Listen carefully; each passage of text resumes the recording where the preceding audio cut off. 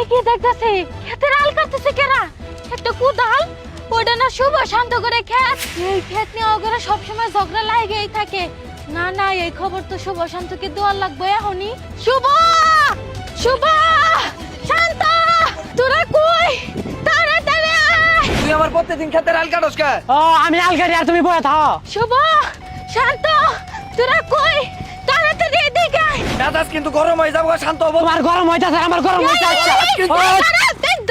কি করতেছিস সেগুলা কি না ঝগড়া করতেছস প্রত্যেকদিন আমার ক্ষেতের আল কাটে আলা। ও বুঝছি আল তো তুইও কাটস না ও আল কাটে না আল কাটে তার একজন তোর মাথা কি ভীতি নষ্ট হয়ে গেছে? আমার ক্ষেতের আল আরেকজনে কাটবো কে? চল যাই আমার সাথে তাড়াতাড়ি দেখতেছিলা আয় হাল কাটা দেখমু চল নু যাই চল।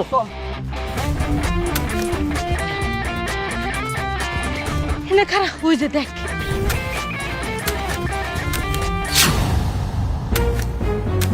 দেখছস কোদালে কেমনে করে আল কাটতেছে আর তোরা তো নিজে মধ্যে ঝগড়া করো যে তুই আল কাটে না ও কাটে ও আল কাটে না ও কাটে তাই তো এ কোদালে আল কাটতেছে কি বেয়াল গাল গাই আল্লাহ মনে ভূতে রে। হরে শান্ত, আমারও তো তাই মনে হইতাছে ওইটা তো ভূত, ভূতে তো আল কাটতেছে।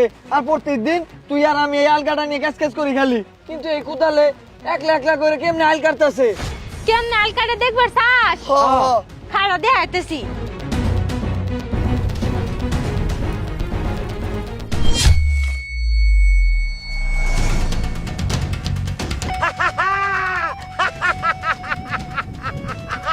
তার মানে বিচি তুই প্রত্যেকদিন আমার ঘরে আল কাটস? ক্ষেতের আল কাটি আমি, কারণ এই জমি ছিল আমার দাদার কাছ থেকে তোর দাদারা এই জমি কিনে নিছিল, কিন্তু রেজিস্ট্রি করবার যায় আগে সিগনেচার নিয়ে পরে আমার দাদাকে কোনো টাকা পয়সা দেয় নাই, উল্টা একটা অজ্ঞান করার ওষুধ মিষ্টির মধ্যে মিলে আমার দাদারে খাইয়ে পৌরসভাতে ফেলায় রাখছিল।